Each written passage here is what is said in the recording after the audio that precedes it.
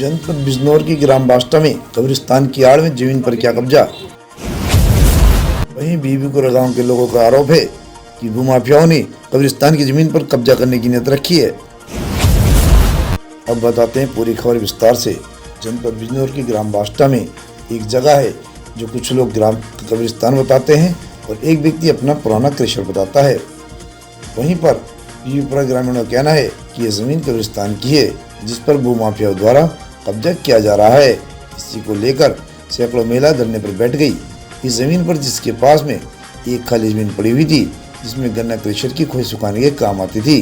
कुछ समय से वे क्रेशर बंद था। इसी को देखते हुए लोगों ने क्रेशर की जमीन पर शवों को दफनाना शुरू कर दिया। क्रेशर मालिक ग्रामीणों द्वारा कब्रिस्तान की भूमि को अपनी जमीन बता रहे हैं। उनका कहना है कि जमीन में क्रेशर की खोई का पसार बना हुआ था। गांव वाले इन्हीं की जमीन पर धरना प्रदर्शन और मारपीट को उतारू हो गए।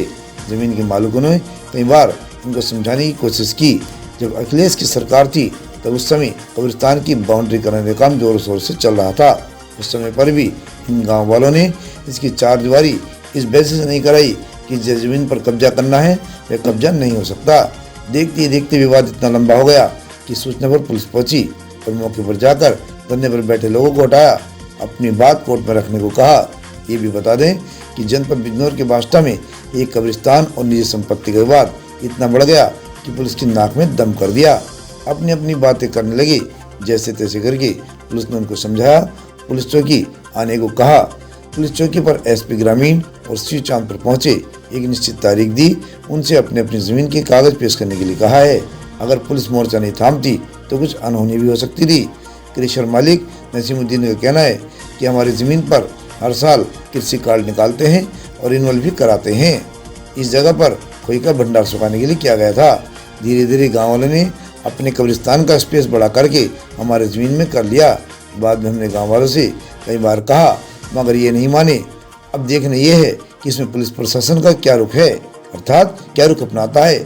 जो निश्चित तारीख दी गई है किसको क्या मिलेगा ये तो वक्त ही बताएगा।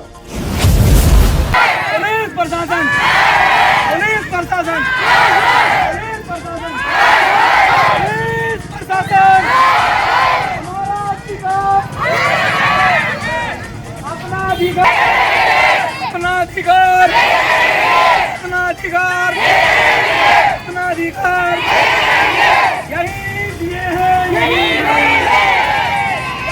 दिए हैं। कब्रिस्तान यही हमारा है। पुलिस प्रशासन हमारी ज़मीन है, वहाँ हमारी तकरीबन 24 बीघे के हिसाब से 10 बीघे ज़मीन है और सन 1973 का बैनामा हमारे पास और हमारे क्रेशर का पसार में इस्तेमाल हम करते थे, आज तक करते चले आए। बीच में कुछ गैप हो गया जिसकी वजह से इन लोगों ने 14 नंबर हमारे आगे कब्रिस्तान है गवर्नमेंट का, ग्राम समाज है वो, उसकी आड़ में लेकर के ये उधर को हमारी तरफ को बढ़ना शुरू कर दिया। अब कोई अगर किसी का माल ज़बरदस्ती हड़पने लगे धरना दिखा के तो इसका कोई इलाज थोड़ी है साहब।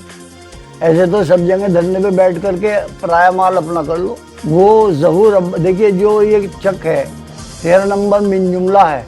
13 नंबर मिंजुमला में 3 पार्टनर हम लोग हैं। 3 पार्टनर नहीं, 3 किसान हैं। एक तो हम हैं और एक सुक्कन सिंह सैनी है और एक ज़हूर अब्बास है। ज़हूर अब्बास और सुक्कन सैनी ने तकरीबन 4 साढ़े 4 बीघे ज़मीन बेच दी है उन लोगों को। तो इन लोगों ने बेचने पर भी उनकी आराधी थी, वो बेचने पर भी इन लोगों ने उनके घर पे दोनों के पथराव किया। सुक्कन सैनी के घर पे जाकर के उसे मारा भी है इन लोगों ने। और जो वहाँ पर हमारी चारदीवारी थी उसको सबको तोड़ दिया है, तहस नहस कर दिया है। आप क्या चाहते हैं उसमें, क्या कार्रवाई? हम ये चाहते हैं हमारी ज़मीन हमें मिलनी चाहिए, लेकिन नियम अनुसार अगर उनकी है हमें 1 इंच किसी की नहीं चाहिए।